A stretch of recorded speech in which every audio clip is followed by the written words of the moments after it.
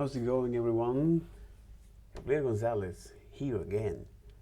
Looking now at the escape hatches, this section from the Learn Docs on React, as a way to now make sense of how do we get here, which is something that, for example, the marketing people is always describing in all of their tech talks. It's like we make sense of the world through story. It's not your fault that the world is what it is, but it's your responsibility to get it.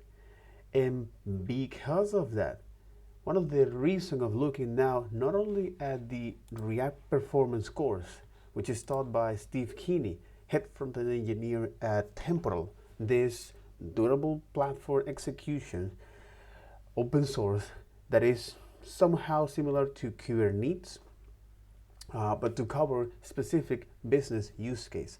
So for example, for companies like Vercel, where they can deploy, where you as a users can deploy your code and pass through a series of mechanisms, downloading the code, download all the necessary dependency that this code needs to, pass through a build step. If you have some tests, run those tests. And lastly, now deploy your code if everything went well. Otherwise, throws you an error. So it is using behind the scenes Docker. But the whole point of this is that the reason of why I'm looking at this section and recap that, and also to describe all of these topics in the Learn section of React, which is describing the UI, adding interactivity, managing a state, and in today's video we're gonna look at escape hatches. It's as a way to make sense of how do we get here, because as the marketing people like to say in all of their tech talks, is that we make sense through the world. We make sense of the world through story. It's not your fault that the world is what it is, but it's your responsibility to get it. And that's why we are here today. Exactly. So I'm gonna make a quick recap of this course so far, and then we jump into the React docs as a way to now be able to describe all of this in the most concise and meaningful way. So now we can get into the escape hatch, which what is this video is all about.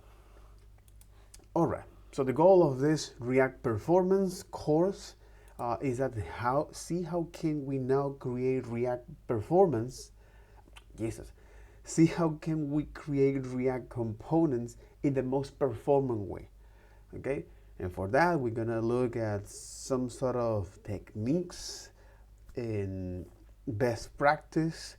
But before that, we need to understand is that how React works behind the scenes. Even though that you have worked with that for a couple years, or if you're new to this, eventually you will need to know how React works and be able to describe that.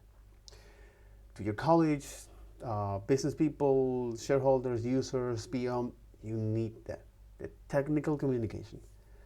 So, because this course is structured now in this way, so we have the introduction, React rendering, reducing rendering, context suspending transition. We're going to make a quick recap of the introductions, followed by the React rendering, which is what we care about this, okay? As a way to then later on build our own Trello clone, which is great, which is one way of how we can now put a practice or knowledge. Okay. So the introduction here is, well, look at what is the value proposition of performance in React context. Not doing things, not doing stuff is way much faster than doing it. And there's some corollaries to that. Doing things later is much faster than doing it right now. So, because at the end of the day, we need to understand is React and how that works. You can write your own components and applications, and they might sometimes work well and others don't. And the problem with this is that those React applications starting to accumulate all of these tiny little bottlenecks until there is a point that is not fun anymore. So that's why we need to learn how React works and then build some sort of techniques or a tool set that allows you to identify those React performance issues, one, and then come up with some solutions or best practice to solve those issues. And that's quite interesting because as we move on in here, in this course, it gives us is some sort of this tool set. But before we need to look at how React rendering works, something that we're gonna do that, and how can we is come up with this tool set, which is first identify is the bundle in production. Do we have the production bundle, the production flag, or development? Then take a look at the component hierarchy and state. Start from there. Second, well, look at how this application is managing the caching strategy or the memoizing strategy, all right? Because it allows you to save rendering time, calling your functions. Also, let's gonna see how can we is load things later on with the suspense or load things progressively as we consume them using the suspend API. And if you're in a really pickle, use transition API. So before of that and because of that, we first look at this DevTools, which is part of the React. It has the components and the profiler. The component is relevant for development. The other is for performance, where we care about that. And now we need to understand is how do we get here with React, especially looking at here. Because after all, React is a JavaScript framework that allows to describe UIs. And the way we describe UI is in React is by using JavaScript functions that we look at how can we import those JavaScript functions or import those React components, export it. What is JSX that allows to connect is the JavaScript aspect with the HTML text, and how after all this JSX is what JavaScript is returning, or in this case what these components are returning. Okay, JSX and React are two separate things. They're often used together, but you can use them independently as at all. That's right, because at the end of the day, JSX is a markup language that combines JavaScript with HTML. Okay, so this is why in React, rendering logic and markup live together in the same place. Rendering logic and markup live together in the same place. So after all, this is what now when we return a JavaScript function, we do that using this JSX element as a way to now let you, and it's a syntax that allows you to now connect the JavaScript with HTML. Okay, I also look at how can we now is writing markup with JSX, JavaScript and JSX with curly brackets. Okay, as a way to now connect the JavaScript land with HTML through event handlers. Okay, using the double curly braces, not only for event handlers but also for properties. Okay, how can we now pass props to a component, okay, by actually is, how can we now pass props to components, read props to components, and specify a default value for components, forwarding props with JSX with spread syntax like this. And you must be careful when you do that. But so far we have looked at that. We look at describing the UI, okay? First, looking at this as a React component, describing the UI by looking first that this is a JavaScript functions that now React components allow you to now use those JavaScript functions. Look at how can we import and export components. How can we write now markup in JSX, which is the syntax that allows us to connect the JavaScript with HTML, and using curly brackets is the way how we can connect that. How can we pass props to children? How can we read data out of that? How can we now pass or render conditional components using the if statement and return that? After all, we are returning is a JSX element, okay? And you might thinking that you are returning is a new objects, but after all, this is just a blueprint that React does, so it's not a new instance. Also, we look at how can we render a list of components using the key as a way to the key property to notify React, hey, this is where we want to keep track of this, and also as a way to keep track the state of this component, something that we're going to talk about that later. And then how important is to create these React components in a pure way, for three reasons. One, it allows to run these functions in any environment, whether it is the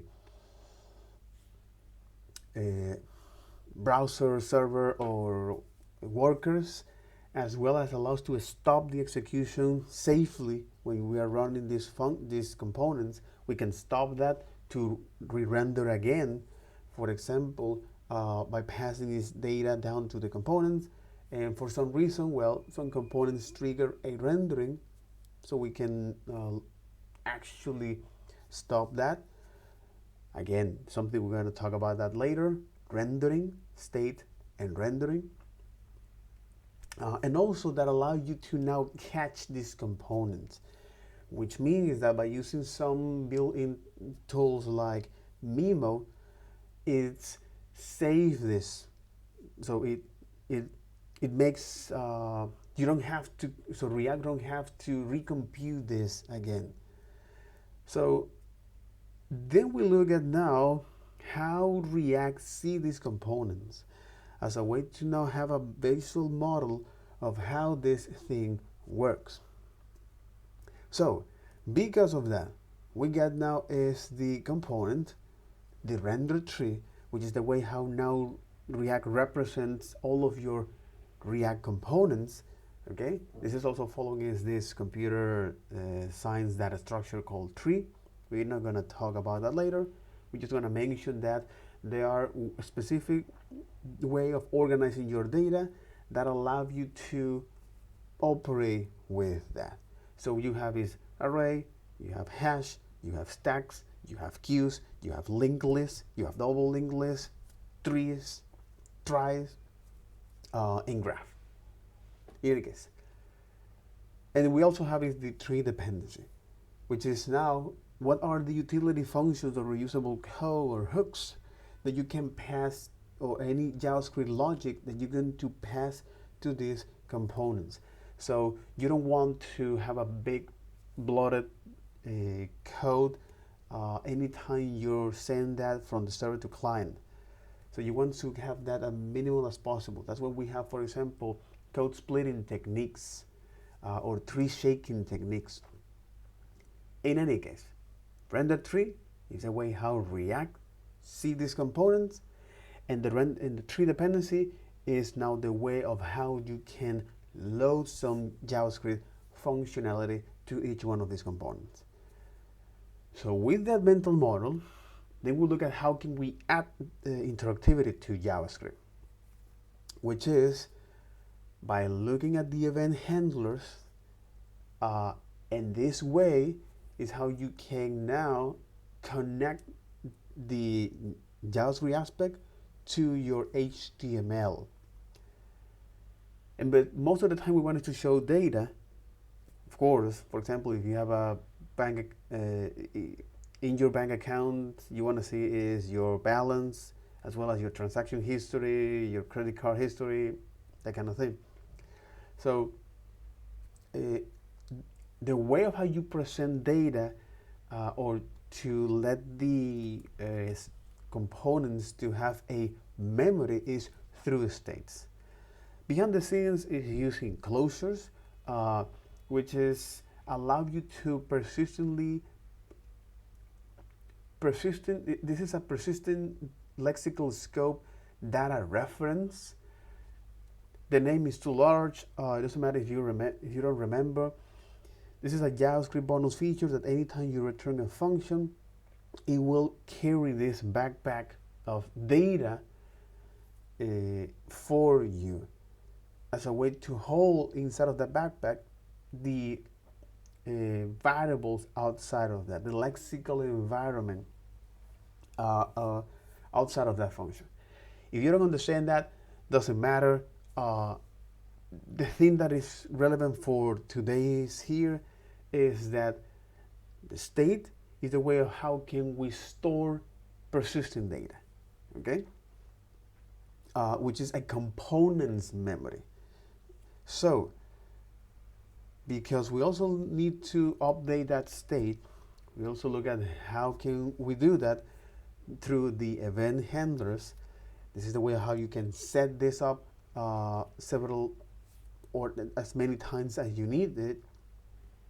And when you're setting your states, which is happen inside of the event handlers, you're gonna see the state value change in the next render. Okay, so what's rendering? Hold on. And if you want to actually is mutate the state change, or when you are working in the event handler, you can think that React fix the state values during or within the event handling rendering. Why this is important? Because when you set the state inside of the event handlers, React trigger now this mechanism. So pretty much like when you go and turn off the stove, or you turn off the stove, you have a motorcycle, you start the engine or a car, anytime you start this, it's like go through this entire mechanism here. So when you're setting the state in React, what's doing is pathing from this mechanism. You get the trigger, you get the render, and the commit. So the trigger say, hey, who actually make this? Who make a state change? It was at the initial render, the root element here. Remember the tree render? It was at the root element, or it was a component or any of its ancestors that changed the state. So then you go to the rendering phase, which is just a fancy name to say, I'm just going to call these components and evaluate that. So this rendering phase, which depends when that happened, it was at the root event, at the root element. React will create elements for that, okay? Using the create elements, the document.create element, but specifically for React, the React create elements, and they're gonna create all of these elements. If it's not, if it's caused by re-rendering, Now we can, or React does is, React will call that component whose state, uh, React will call React will call that component that trigger that state update. It's going to evaluate that JavaScript function, React components. It's going to store in memory the evaluation of its props and event handlers and states, okay? And then the output of that, which is a JSX element, React will check at and say, hey, do we have any other React components? If it is, let me call them and repeat the process. So do we have more React components? If that component contains more React components, let me call that. And it's gonna do that in a recursive way until the end of the tree. So now that we know this data and then we traverse the entire tree, when it comes to the next phase, which is the commit phase, it say, hey, if this rendering happens at the root element, now I'm going to append all of these elements to the DOM, and they're going to show that to the user. Or if this was caused by a re-rendering, so React will gonna apply the necessary DOM updates as long as they're different between rendering, as long as they're different between this React component. This is this information that it stores in the rendering phase. So this is something important because now in the next phase, which is the epilogue, the browser detects those DOM updates and they repaint your application. So this is a mechanical process that happens over and over and over and over. And once you're able to not only describe that, but to truly understand that, you will now embrace the complexity. The complexity that comes now with, now how can we work with our states, okay? As a way to, how can we now update the state value, something that I already mentioned before. So think of this state as a snapshot. How can we is now queuing a series of state updates? We can do that pretty much like sending several orders to the React. And here we're gonna take only the last one. If we want to enqueue a series of state updates within the event handler, which is quite it's an uncommon use case, you can now pass is an arrow function that is going to receive the previous state and perform some transformation there in the setter. So why we want to do that? For example, if you're handling is async operations, okay? So we also look at how can we update an object in the state, array in a state. The TLDR is that always return is a new state out of that. Why is that?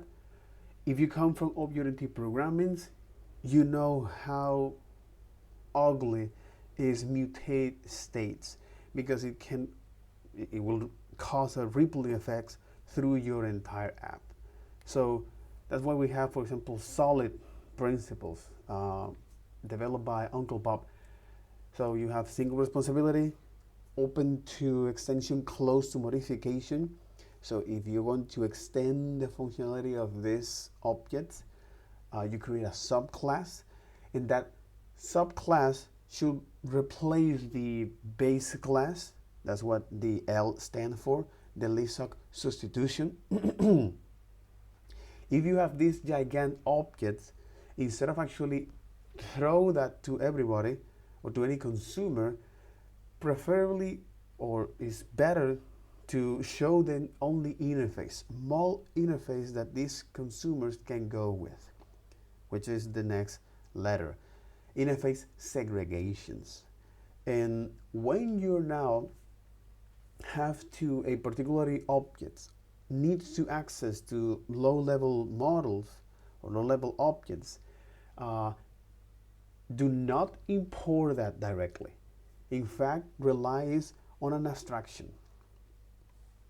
So this is the solid principle, the TLDR in solid principle, and it's important to understand as a story how do we get here, so you can embrace the complexity.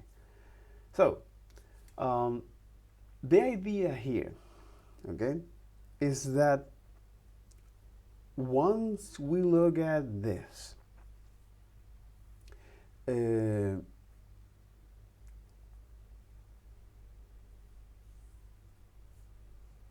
yeah, the idea of this is that once we look at this,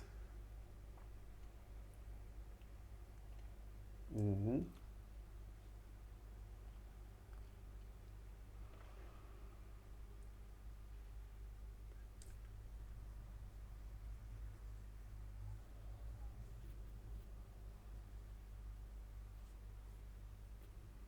mm-hmm. Yeah, so the idea here is that once we look at it, when we're able to describe this, okay, as a way to now adding interactivity to this, and we have now practice of how can we do that, all right? Now it is time to look at how can we manage our states in this React component, in this JavaScript functions, using the GSX markup syntax. So why is this important? Because as you're going to create now more and more ambitious applications, as the shareholders or product manager or business owner say, hey, we need to cover now this particular events, or we need to cover this particular features, we need to provide this. As that complexity comes in, we look at how important is for us to have a way of how can we react to inputs, structure our states, have keep a state update logic maintainable, and then how can we pass down data to these components. So reacting to input is something that, for example, when the UI designers create their mockups, they create all of these different states. And when we combine visual state, and when we combine with the computer science concept like state machines, we can now come up with a way, which is now the React way of how you can create your components, their mental model that they are given to you in a declarative way, not in an imperative. You can do that in this imperative way. There is nothing wrong with that. Okay, but the idea here is that, yeah. Oh my God, sorry. Ooh. Okay. Yeah, but the idea here is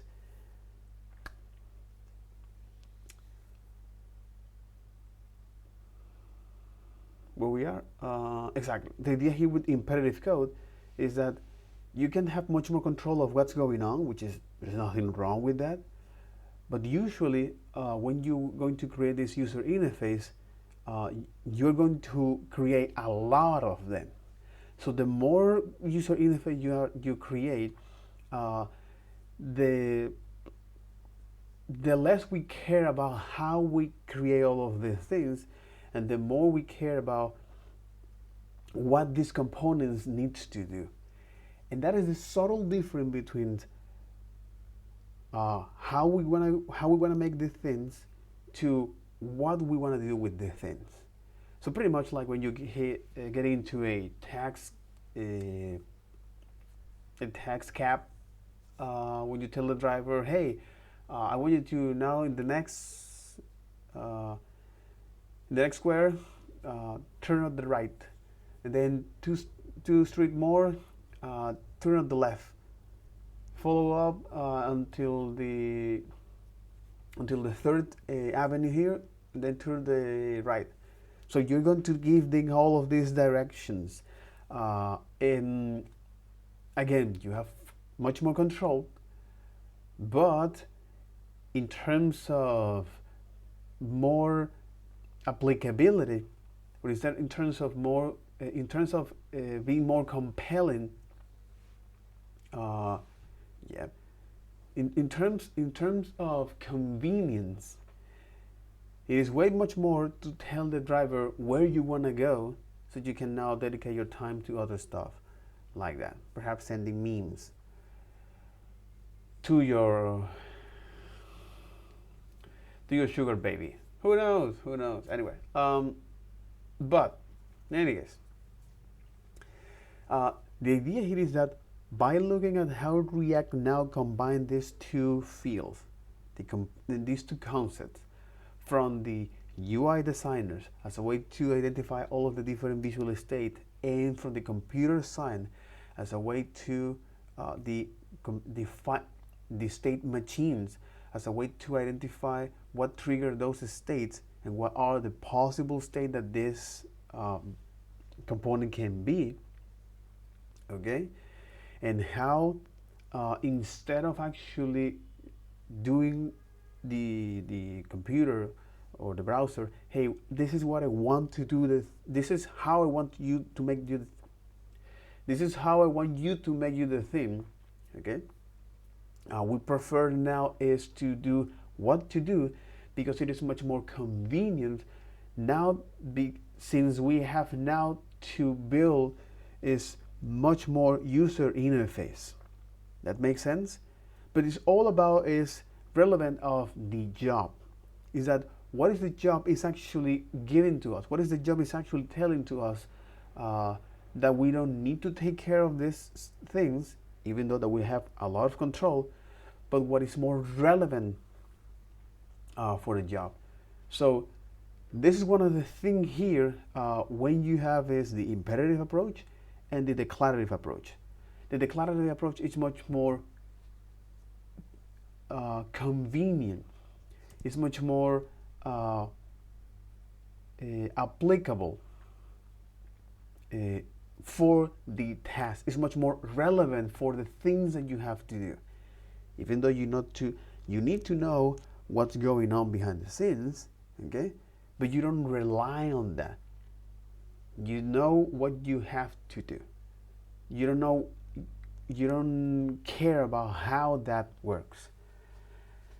So this is the TLDR of this imperative and declarative way, and how, for example, in React, it gives us this how to react to input states as a way to define all of your first React components, and first identify all the different visual states, and then determine what trigger those state updates, whether it's human or computer inputs.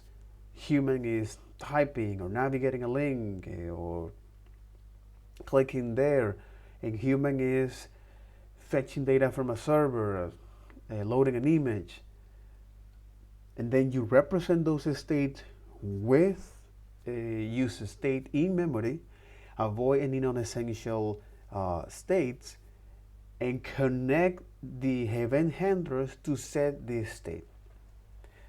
So with this mental model, all right, and especially when you have this UI pattern, the UI selection pattern, how useful is to rely is on index, which is something that you're going to do a lot of the time. Index or an ID that must come from the database, or you can generate using the UUID, which is an NPM package. Okay.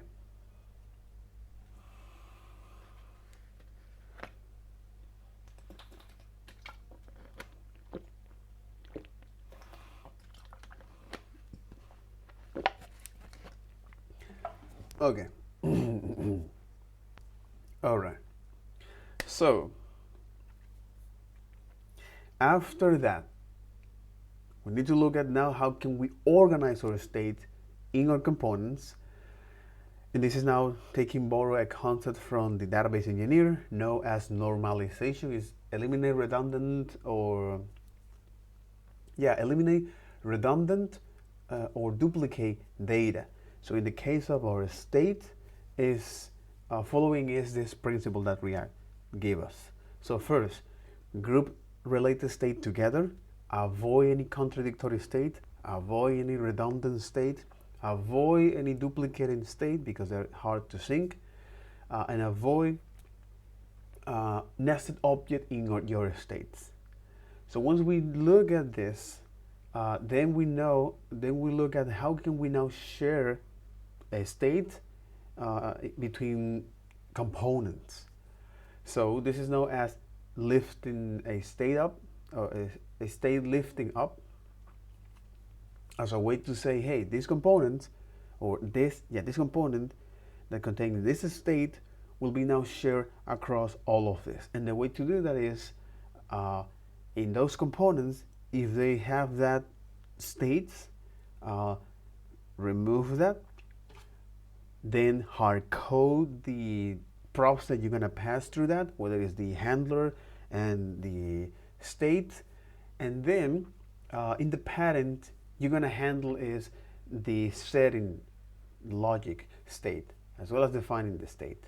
This is something quite useful, and especially in terms of when you need to write your components, to look at how you're going to design this component and what capability this component has, is split that in terms of it is props and it is a state. Hey, when you write these components, it'll be driven by its props. Okay, this information that this component will have will be driven by its props, and they call this control components, or is this information's that is going to handle this is this information in these components will be handled by the states, so they call this uncontrolled component. The idea of mention that is just as a way to say, all right, when you're going to write your components, each piece of a state, each unique piece of a state, you will choose who components owns that. So, which means is that that components will be the source of truth of some other components.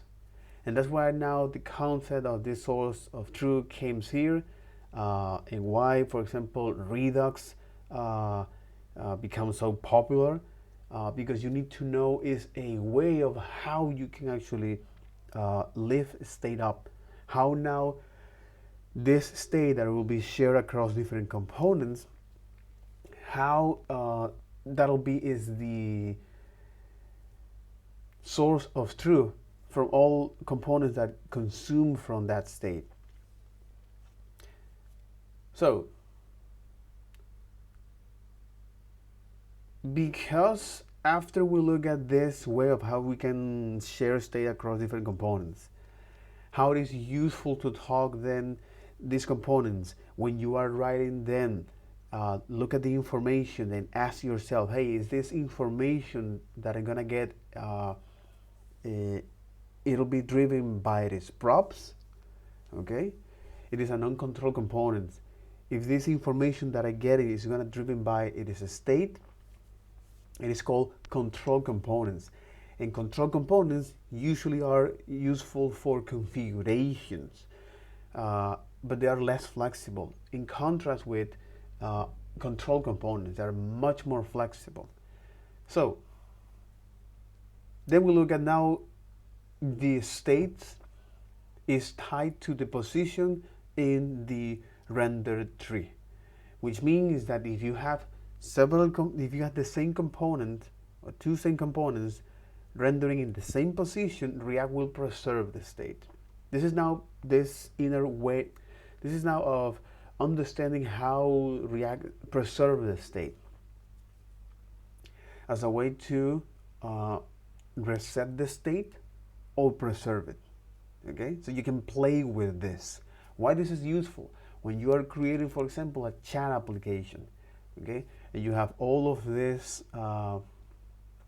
chats or all of these conversations with your friends, family, sugar baby, sugar daddy, who knows, followed by the text box, okay, or by the chat itself, and you want to preserve the state, or perhaps you want to reset the state, okay. So this is quite interesting. This is very, very, very, very interesting, because now, as I mentioned, the state so the state is tied to the position in the render tree. So if you have the same components at the same position rendering that, it will preserve the state. If you have different components at different the same position, React will reset the state. If you, for example, wants to reset the state of the same component, you can or render that component in a different position in the render tree, or render that using with the key keyword. That's a way to notify, hey React, I want you to keep track of this element. And when you do that, when we are going to render that component, I want you to reset the state for that. And also, as a way to preserve is the state with the key, like so. Now, as our application is starting to handling more, as our state is starting to react to more inputs, whether it is humans or computers. A good example of that is forms. Another good example is a chat app or a drag and drop API. It makes much more sense to have a way to make our state update logic short and concise, and that's exactly what reducers allow to do, which is first, instead of setting the state, we dispatch is an action, which is a function with inside of our event handlers, that this function contains is an object called actions, where we're going to display is the type. But the TLDR of this is that this reducer is just a function that takes an state and an action to generate a new bit of a state. So when we look at how can we define that, it's pretty straightforward. In any of your event handlers, you dispatch that action, and you dispatch that function, aka you invoke that dispatch function. You pass is an object with the proper type, followed by the value that you want to update and the state you want to update. And then in the reducer function, you go now to, using a switch case, determine which of those type actually changed. And if it is, all right, now return is a new object for that. This new object will be passed to React as a way to now set the state from that. In the states, in the component state, you replace the use state with the use reducer, where initially we're going to pass is the reducer function, okay, followed by the initial state. So this is something interesting, because now here we are able is to organize a lot our different state updates to have a consistent and short way of how can we now state up, or how can we update our state logic, okay? Most of the time you're gonna find that in components. Most of the time we're gonna find that in components that, for example, like this. But most of the time we're gonna find this in components here. For example, defining in right below. So we're gonna define is our components right or reducers right below the action or the component itself. Instead of actually defining all of these messages reducer and that kind of thing. And this is now the way of how we can do this. But also, when, for example, we want is to now pass data to different components, okay? Instead of actually passing through props, there is an alternative called context. And context allow us is to create or React give us this way of how can we now share data in distant components by creating a context. What you can have there is some static or dynamic data or state data, okay? Then you now use that context from the component that it needs to, and ultimately then you provide that. So the context, the create context, is an object from React that it doesn't hold any information from according to the docs. It just only contains is two property, is the provider and the consumer, which this object represents which context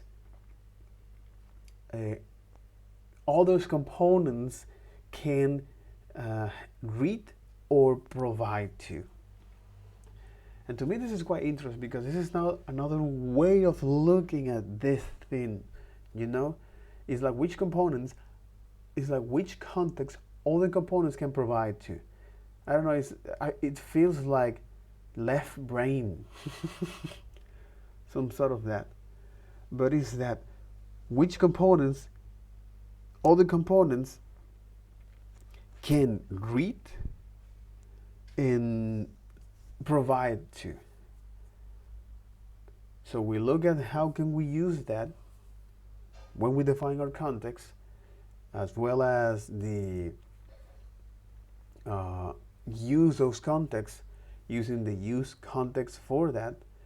And when it comes to provide that, we look at how can we actually provide those contexts using the by importing is that provider, and then the provider pass the value to the position of the render, to the position of the render tree that you need to share that. And now on the relevant component, it can read that data using the use context hooks, which I will assume that all of these hooks at the end of the day, they are closures. Anyway, so with that, and that was quite interesting, you may feel the temptation to use, you might feel, which is something that they mention here, okay? It's very tempting to use. So context, you may feel the temptation of use it everywhere, but you must need, but I will say no. No. Just because you need to pass data to some distant components doesn't mean that you always need to put information in a context. So there's an alternative for that. So before using that, you say, hey, passing that as a props, or extract the component and pass GSX as children's to them. Extract components and pass GSS as children's to them. Okay? So this is the two alternatives here, especially before you are going to use a context. Hey, can I pass this data with props? Okay? or can I now extract that component, okay, extract that component and pass GSS as children? Because contexts are useful for theming, because now it can provide is a context where all of your components adapt to its surroundings. So for example, adapt to the surroundings to render based on that information. So you have now, for example, light or dark mode. Okay, I'm assuming that the using is that. It's also useful for holding a specific user data or logging users as a way to know, hey, this data will be shared across all of this data. Okay, if there is if a new user logging here, well, you can actually show its relevant data. So all of these components will adapt to its surroundings as a way to get this data from the context. Also, React router library make heavy use of context as a way to now preserve the data of your URL, as a way to preserve is which position of which URL you're currently at. Okay. And the other is managing state. So if you have, again, because reducers make your state updates consist and sure, and context allow you to pass down data to deeply nested objects. So the trade-off here is that context, specifically use context, okay, is use context. Use context.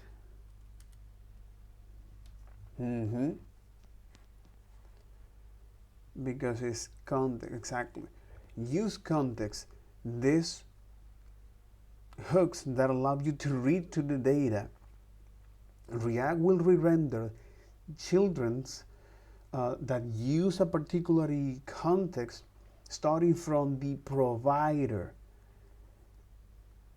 Exactly, starting from the provider that receive a different value, which means that if you define your profile, if you define your provider higher in the render tree, not only it will call that component, it will render that component, aka it will invoke that, okay, but also it will invoke all of those components that are using that. So in your provider function, for example, like this, in your provider function, anytime that value change, okay, so React not only will gonna call that, for example here, in your provider function, for example like that, and I think the using is this for this.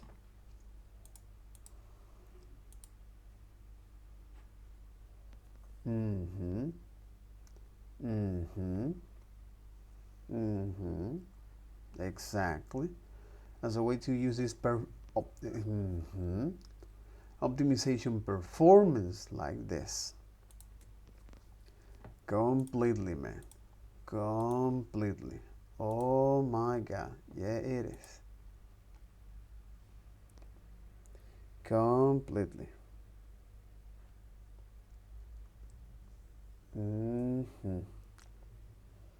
Oh my God. Exactly. Exactly. So this is also part of the best practice, especially when you are now, anytime you are defining as a context, to avoid any performance issues, because anytime that value changes in the provider, it will React will automatically re-render, meaning we're going to evaluate these functions starting from the providers and from all of the children that use a particular context, which means that it's going to evaluate this, which is a new reference. It open up a new function execution context, which is now give you a new reference object. It also with the function logic give you a new function reference here, and that's exactly what you're gonna pass to this, to the current user and the login. So because of that, any time that this value change, you will also get triggered here. So not only this will be passed down here, but also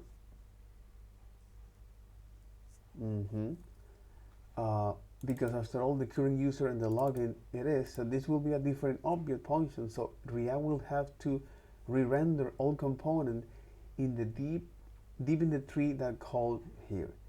In a smaller apps, exactly.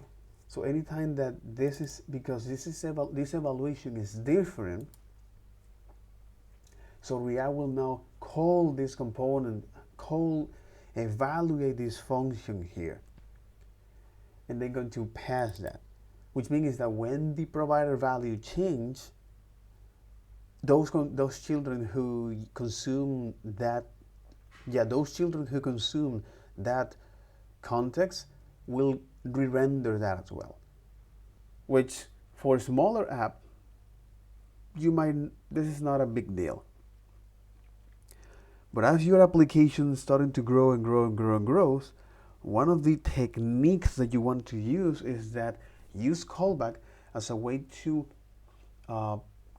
avoid re-rendering, as a way to catch this function's reference during re-renderings, during evaluations, and use memo as a way to catch these computations.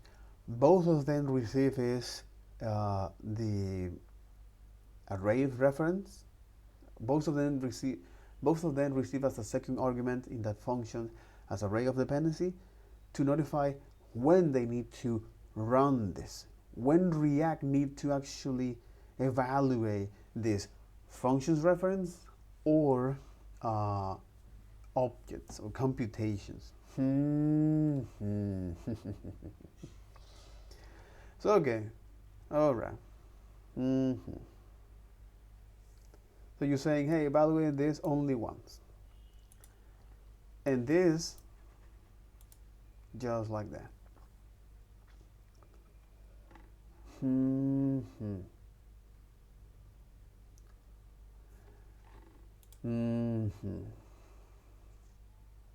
So once we look at now how can the caveat of using context, okay, as a way to say why we don't use context. And hey, we can use context, but for a small piece of data, whether it's theming or user setting, for example, authentications, even though React Router actually use a context for that, but this is for a small piece of data, because what happened is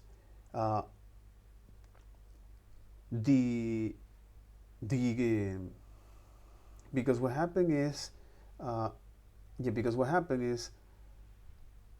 React will re-render children's.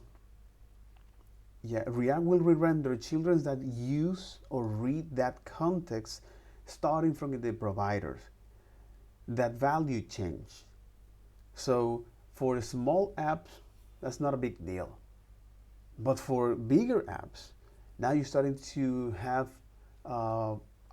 performance bottlenecks here and down there. So with reducers, the idea here is that by having this consistent and short way to make the state update logic here, okay, in one file, by putting the reducer functions inside of the context, and also using memoization techniques. For example, use memo as a way to catch these states during re-renderings, and only update that by properties that we pass through our array of dependency. And with use callback, we can now catch its functions reference to prevent re-rendering, to prevent them. We can catch this. We can catch functions reference to prevent re-renderings. During re-renderings. Now we can have a context that is optimal, and we know when they get updated. So we have now much more control about that. So that's quite interesting, because this is something how you can scaling up your reducers in context. So you define this a context. So your context will now is dispatched to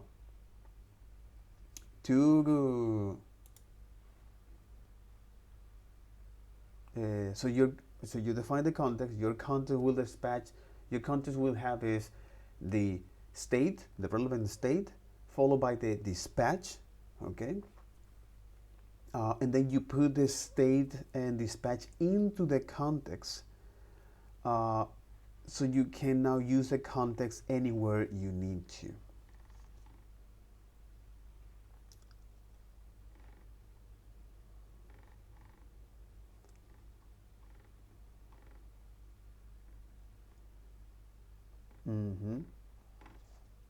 So by defining is the task context and the task dispatch context, and inside of the task provider, inside of your exactly. So the TLDR of this is that when you combine the context, when you combine the context and the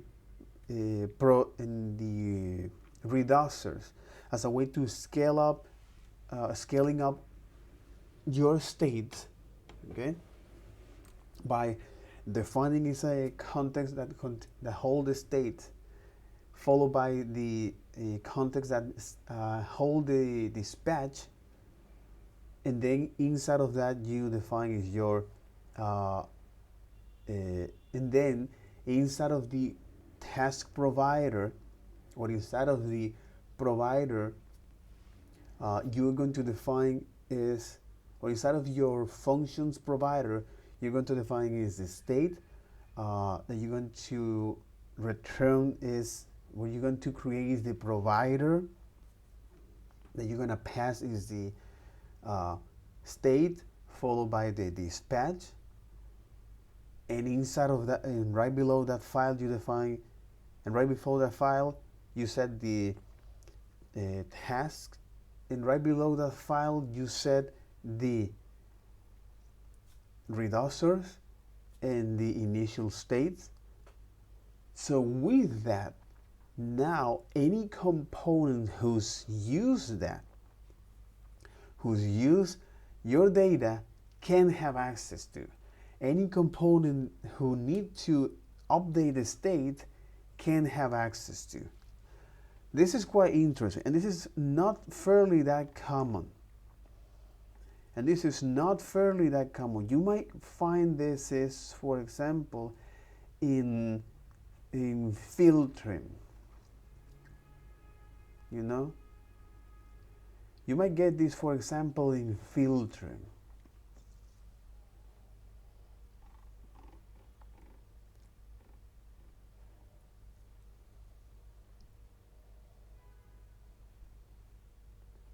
You might get this, for example, in filtering.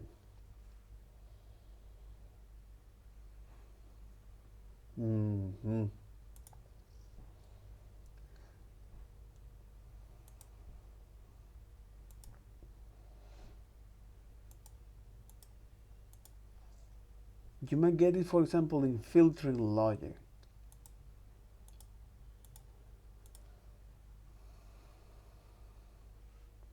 exactly, for specific components that actually require to have a context, for a specific component that actually need that small piece of data.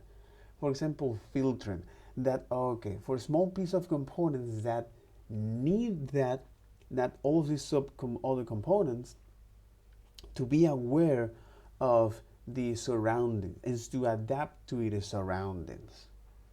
Mm-hmm. Mm-hmm. And to adapt to its surroundings.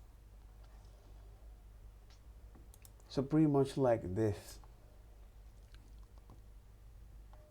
Mm-hmm. They use meme as a way to do that for that. Mm-hmm. Mm-hmm.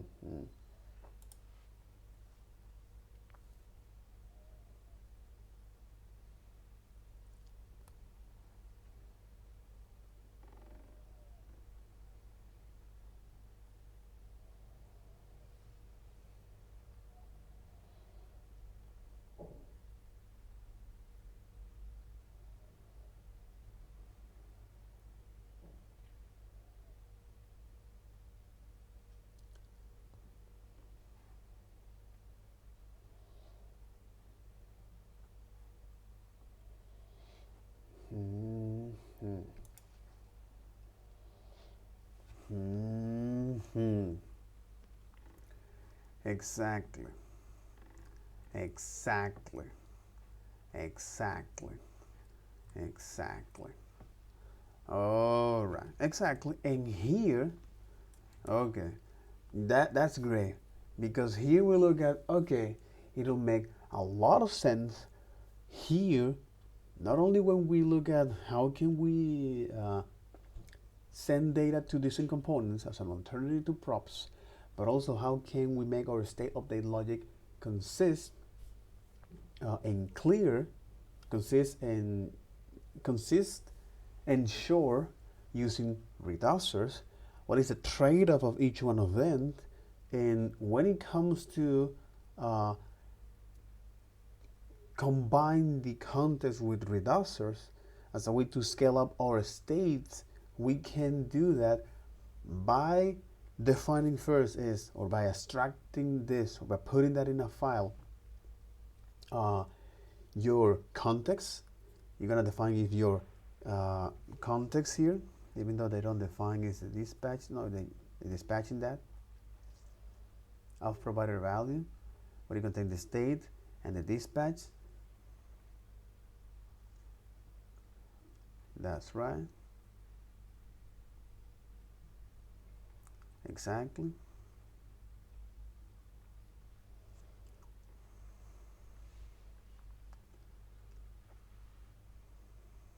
Exactly.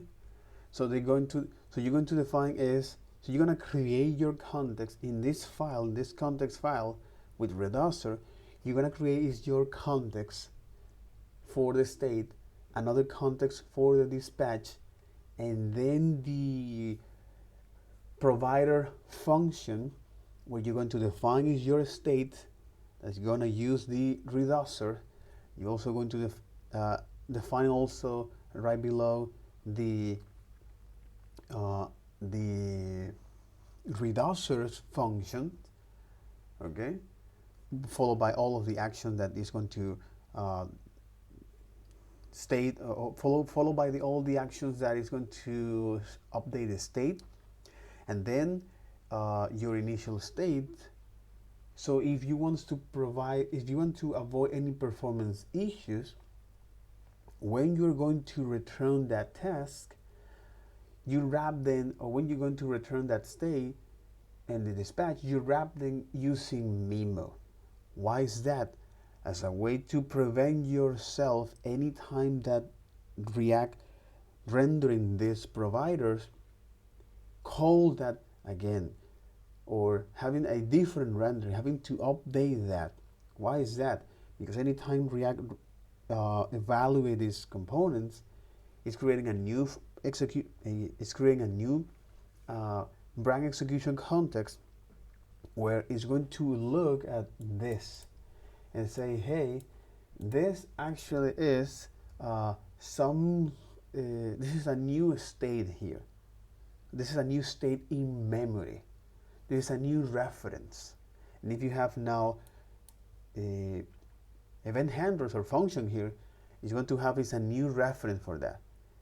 And if you pass that to the value, it's going to update that, and all of this is going to cause that all of the components that use this provider or use that context re-renders that.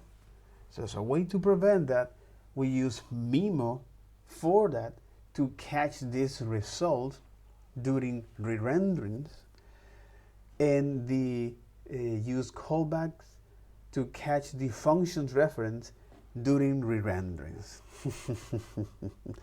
Again, all of this is just a specific use cases for Facebook.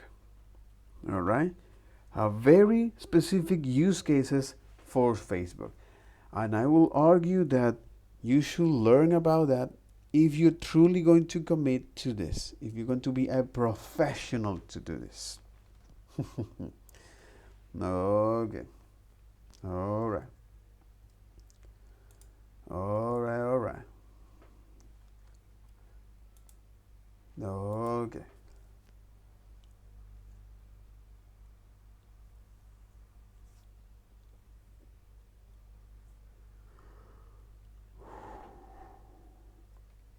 Mm-hmm.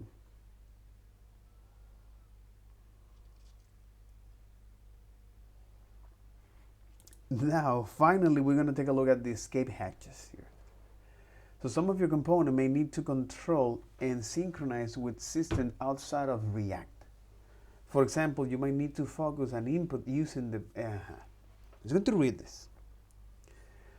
So escape hatches. Some of your component may need to control and synchronize with system outside of React. For example, you might need to focus.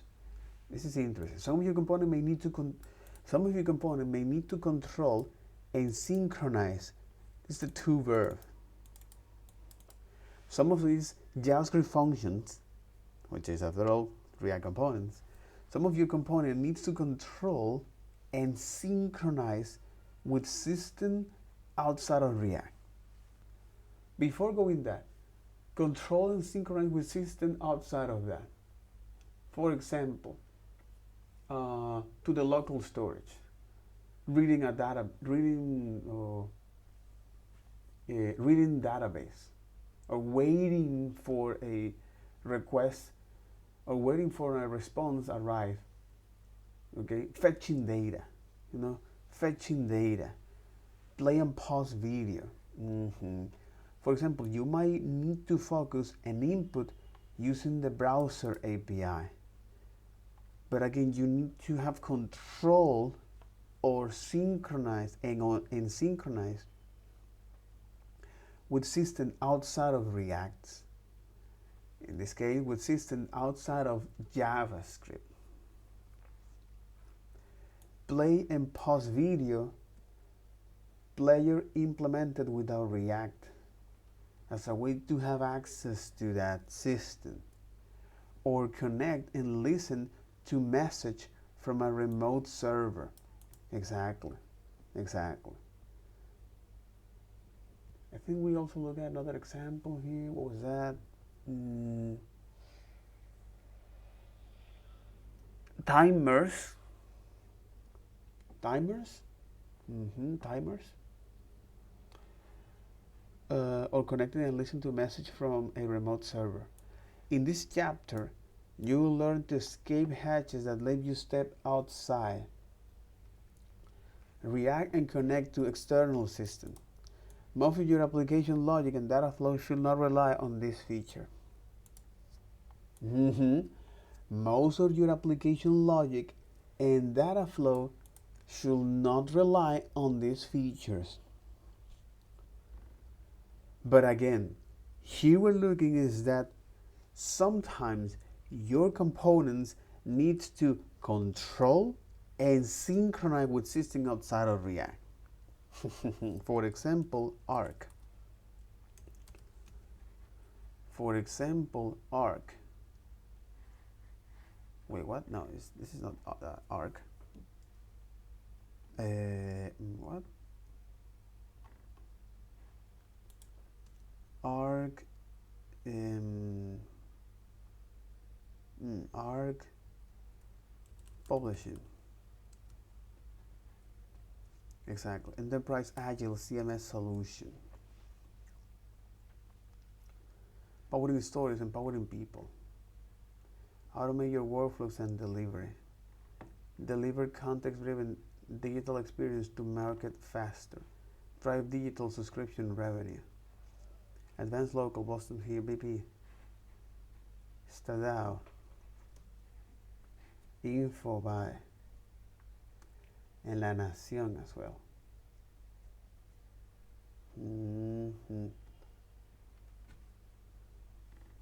RXP, enable content collaboration. Yeah, it is a black box for that. But powering stories, empowering people. The CMS built to revolutionize media workflows. But this is for media workflows, empowering high impact storytelling and drive digital innovation and growth. But this is a black box. I think it is. This is a black box by industry, digital media, broadcast, commercial enterprise, B2C, commerce, business leader, by user type, content creators. Leave the content bottleneck behind. Breaking new grounds.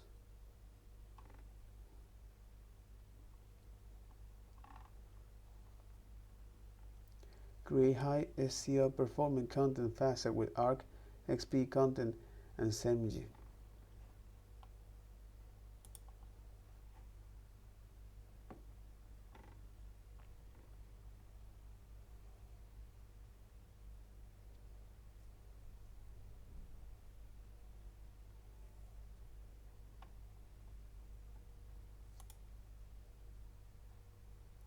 A Washington Post company.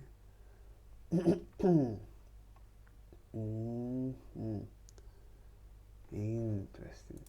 A Washington Post company. Anyway, for example, like that, or for any other systems. So some of your components need control and synchronize with the system outside of React. For example, you may need to focus on input using the browser API, play and pause a video player implemented without React, usually, which is a lot of the time, or connect and listen to connect and listen to message from a remote server and a chat server. In this chapter, you'll learn the escape hatches. Escape hatches. Exactly. Escape hatches. Hey, the hatches. Dry hatch. Escape, exactly.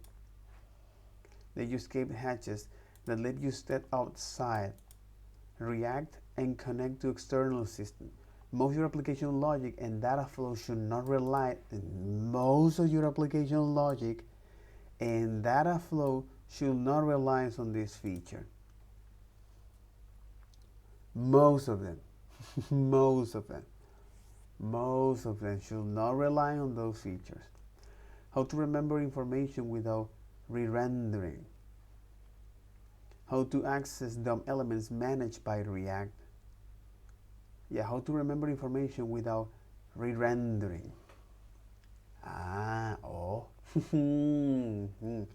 Because we know how to remember information by rendering.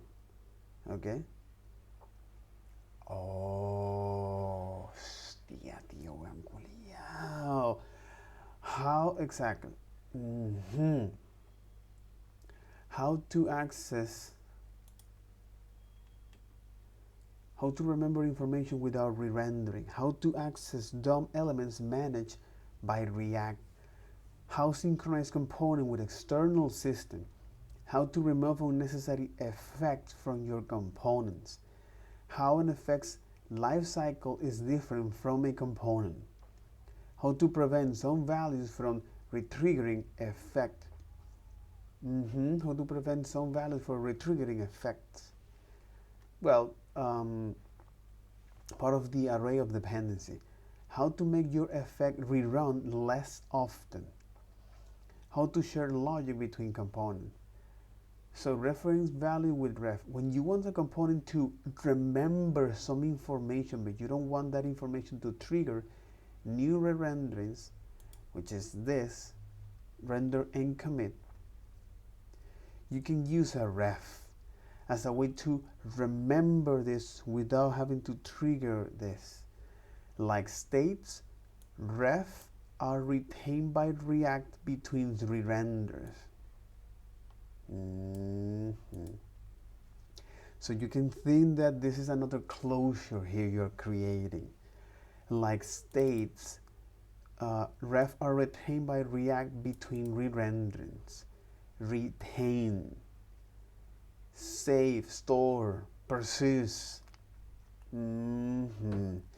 So with state, we can is now have a component's memory, okay?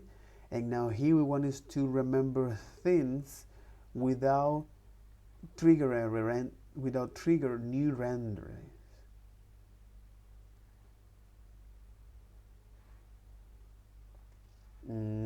But you don't want that information to trigger a rendering. However, setting state re-renders a component. However, setting state re-renders exactly. Setting state re-render a component. Changing a ref does not. Which means that it doesn't pass through all of that inner mechanism. So it's not causing to all of those components to be called that again. So you are remembering this without triggering a new renders. You can access the current value of that ref through the ref.current property.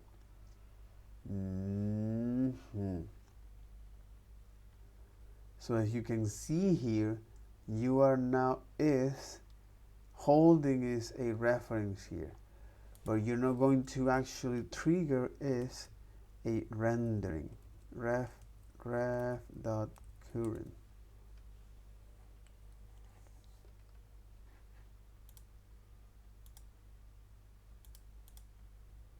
Exactly, but it's not trigger a rendering. But it's preserving, it's remembering this data here. You know, it's not trigger a re-rendering. You say, hey, this is the initial value. No one actually triggered this. So yeah.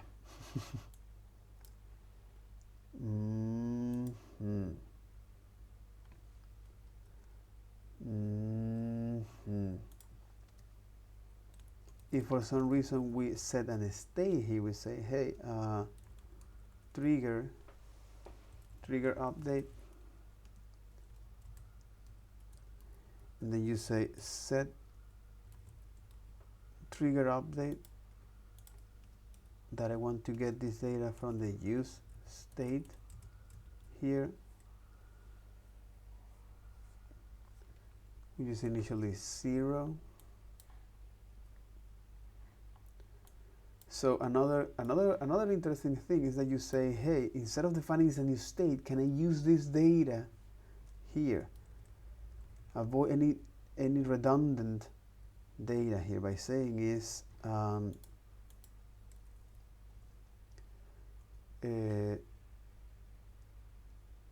ref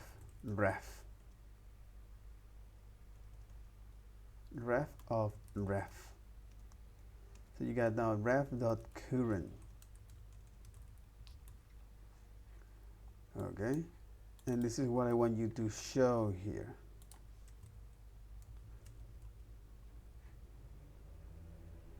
But it's not going to trigger a rendering. That's what happened. It's not going to trigger a evaluation here. It's not going to trigger an you can, in fact, should be something like this. That's right.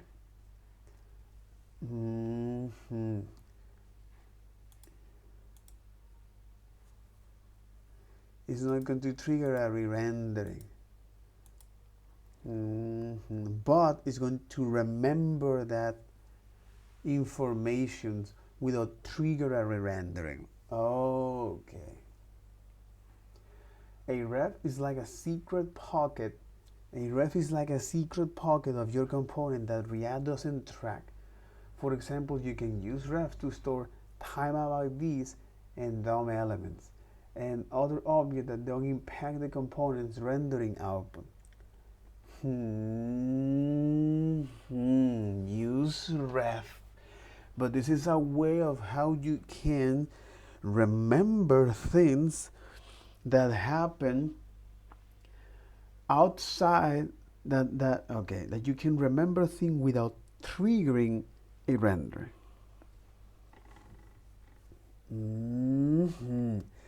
Manipulating the DOM with ref. React automatically updates the DOM to match your render output in the commit phase. So your components won't often need to manipulate it. However, sometimes you might need access to the DOM elements managed by React. For example, to focus a node, scroll to it, or measure its size and position. There is no built-in way to do these things in React. For example, focus a node, scroll to it, or measure its size and position. There is no built-in way to do these things in React. Focus, scroll to a position, or measuring its size and position. There is no built-in way to do those things in React, so you will need a ref to the DOM node. So you will need a ref to the DOM node. For example, clicking the button will focus the input using a ref.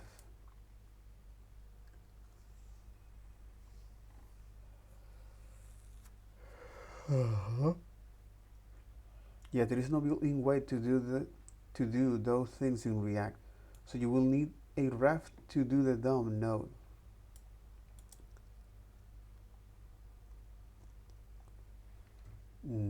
So you will need a ref to the DOM node.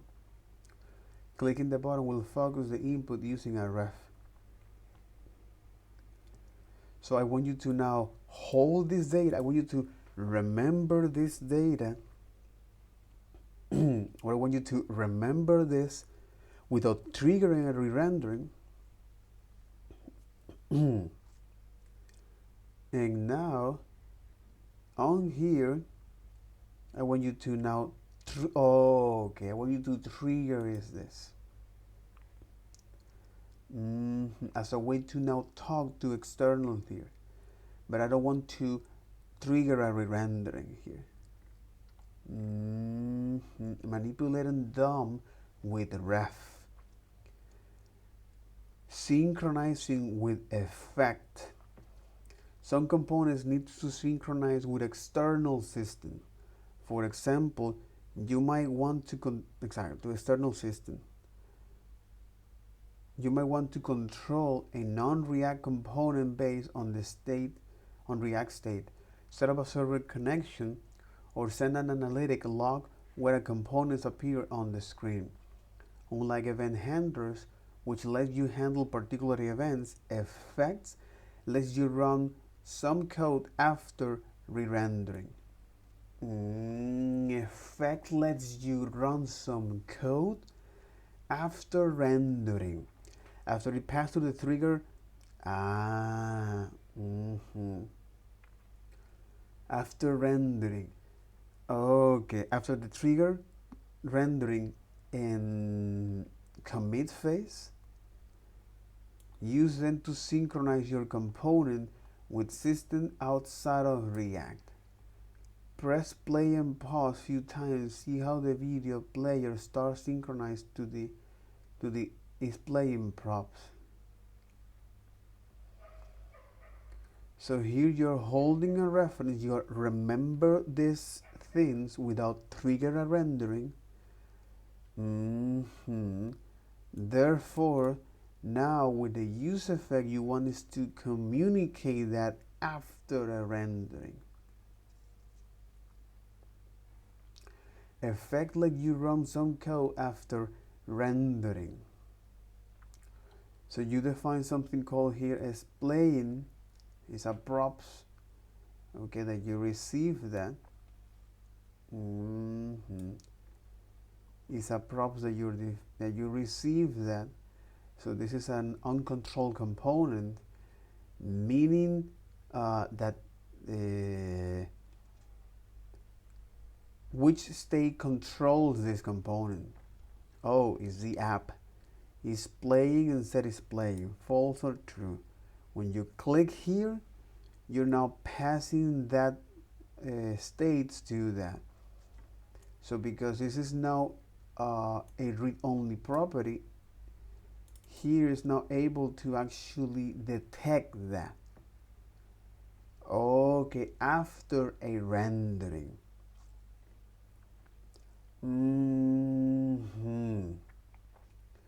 So you want to actually do this, okay?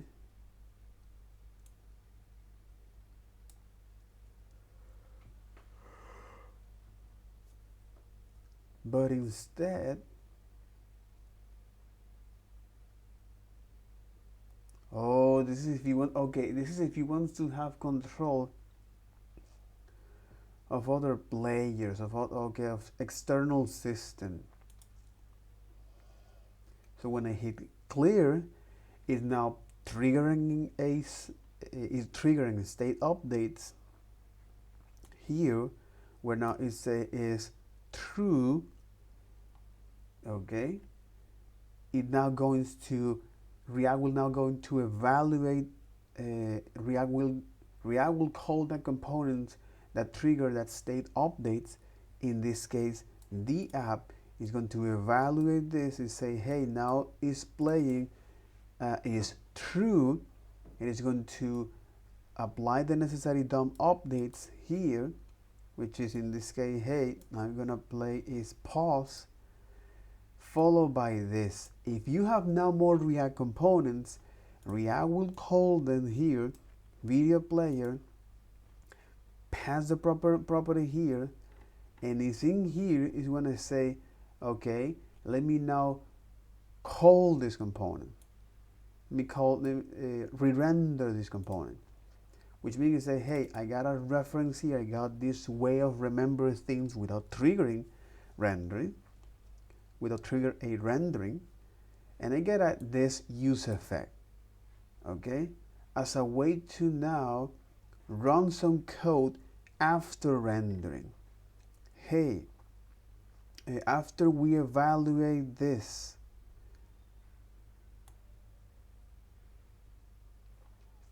after we evaluate this rendering, okay, I want you to now run this code and say, hey, if playing is true, okay,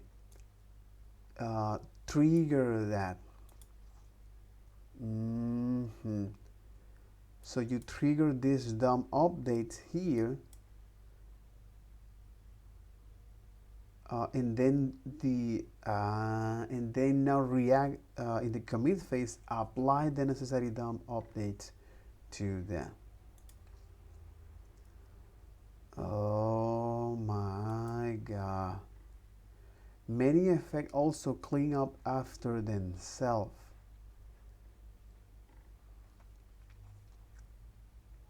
Because you're creating here is a effect let you run code after because let you run code after rendering. Many effects also clean up themselves.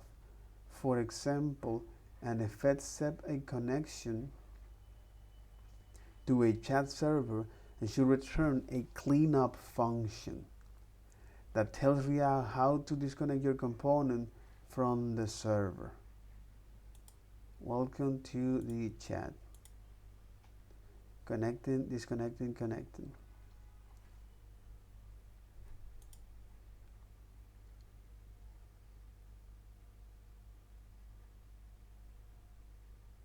Our real implementation will actually connect to the server. And here you are now running this code that it will be triggering after the rendering.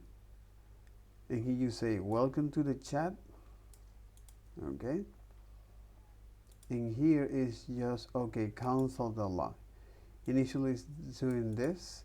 It creates the connection from that, this object, which is a function here. Okay. Which return is this object, which is a function, disconnect and this connect and disconnect. Okay, that's great. Connect and disconnect. Okay.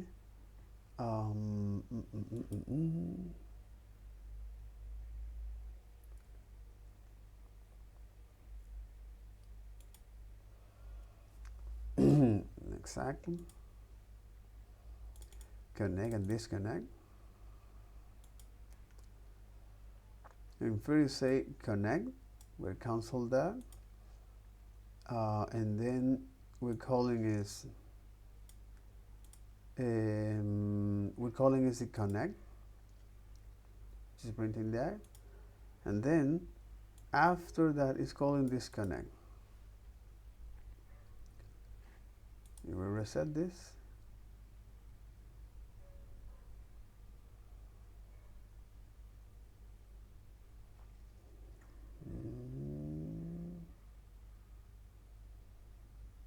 Connection.connect.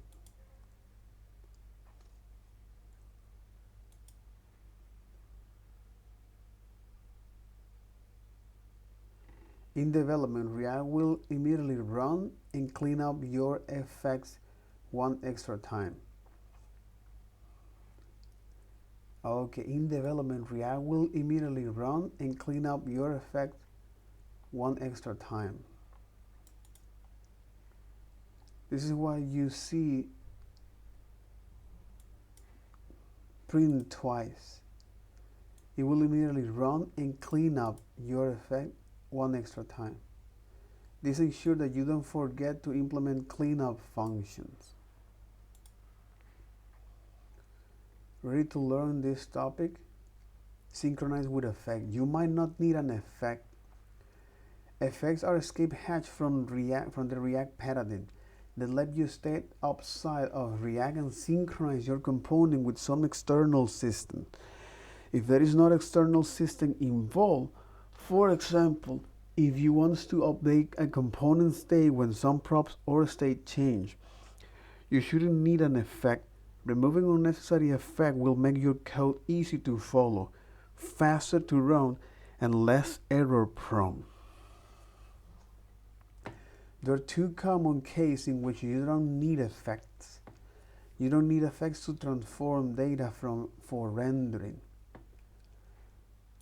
You don't need effects to transform data for rendering. You don't need effects to handle user events.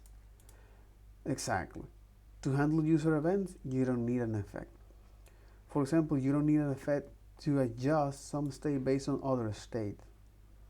Instead, calculate as much as you can while rendering completely. Part of the principle of state structure. However, you do need effect to synchronize with external system. Life cycle of reactive effects. Effects have different life cycle from components. Component may mount, update, or unmount. An effect can only do two things: to start synchronizing something and later to stop synchronizing it. This cycle can happen multiple times if your effect depends on props and a state that change over time. Effects have different life cycle from components. Components may mount, update, or unmount. An effect can only do two things: to start synchronizing sometimes. Okay. Life cycles of reactive effect. Components may mount, update, or mount. Components may mount, update, or mount. This is the three life cycles. Exactly. Particularly in the function. Mount, update, and mount. In class components, you also have another way to do that. Let's go beyond scope.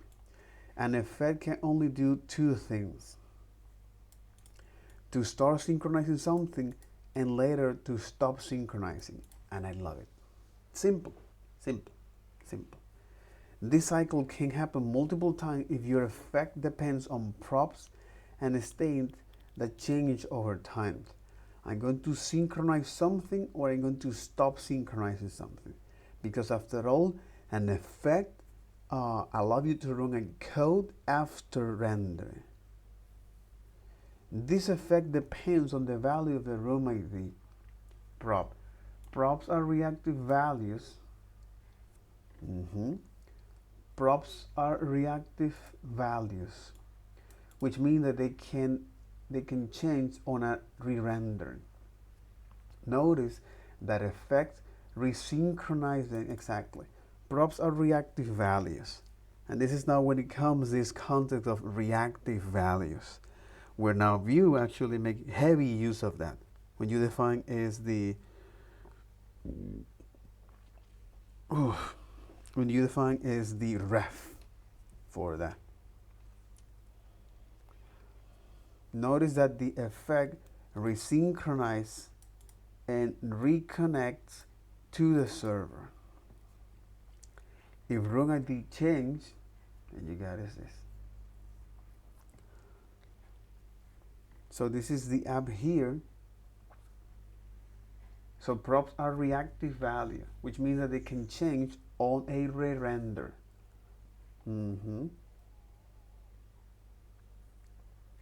So by setting this here on the chat room ID, it's going to re-render this component. Meaning if this depends on that, it will run this. Create connection here. I think this is a function. Create connection chat. Create connection. Server URL and that kind of thing. Server URL is this. Create connection to that. Connect and then disconnect. It is interesting because now it's running this. You have general, and then you have travel. You're now connecting to travel. You're now is setting the state here.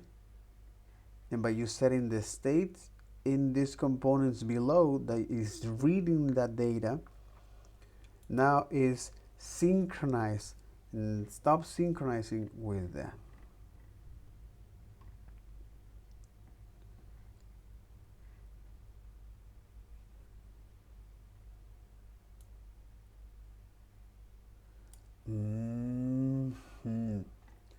It synchronized and then stop synchronize with that. Interesting. Okay. When you want to desynchronize, or when you to clean up the state, is this. So you stop from music and then you sign into general. You stop from general and then you start from travel. React provide a linter rule to check that you have specified your effects dependency correctly. If you forgot to specify room ID in the list of dependency in the above example, the linter will find that bug automatically. Separating event from effects under construction. This section describes an experimental API that has not been yet released in a stable version here. Separating events from effects. Removing effects dependencies. When you write an effect, the linter will verify that you have included every reactive value, like props and state, that the effect reads in the list of your effects dependency. This ensures that your effect remains synchronized with the latest prop and state of your components. Unnecessary dependency may cause your effects to run too often.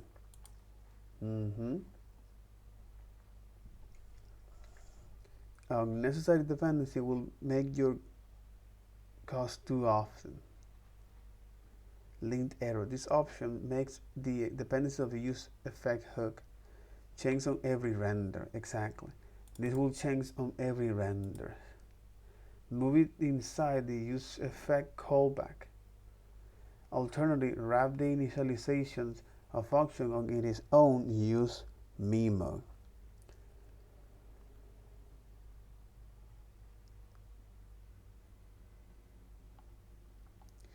So you can just wrap this in its own there.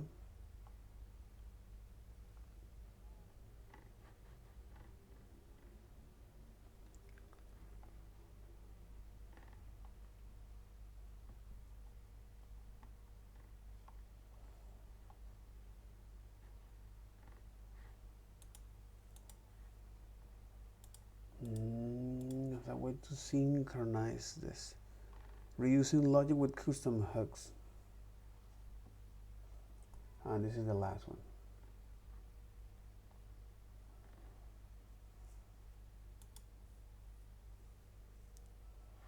one. So way to run some code. So way to run a code after a rendering when you want to synchronize with external system.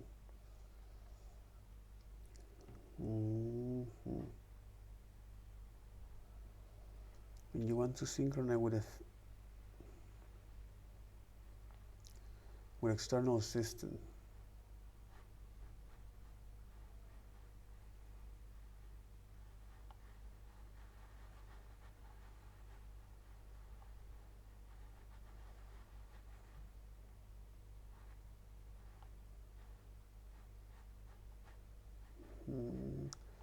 As a way to synchronize with external system.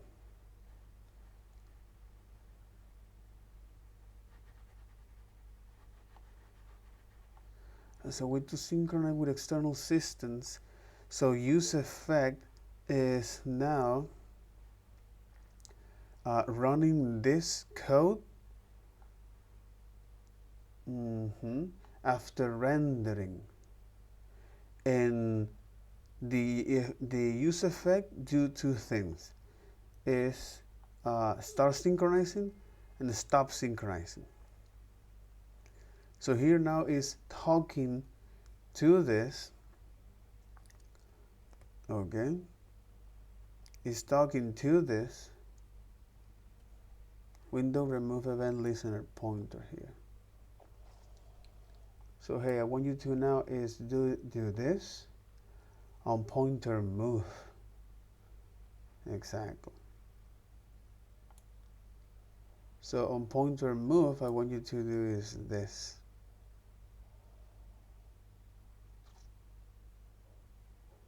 So when you mount this, I want you to do this.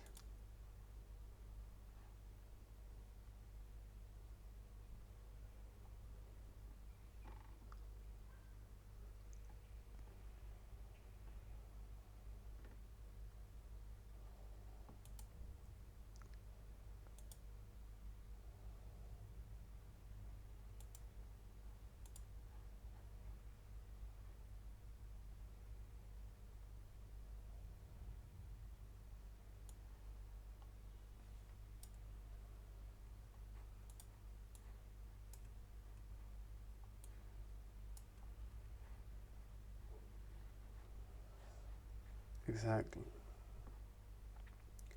And what it's doing is calling that dot, which is here, and that dot, what it's doing is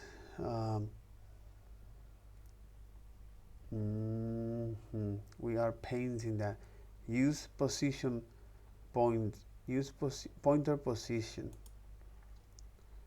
which this use point and position is synchronizing to that. Okay, synchronizing to that system, and when that's over, it's synchronizing with that system. Hey, I want you to synchronize with this, with that system.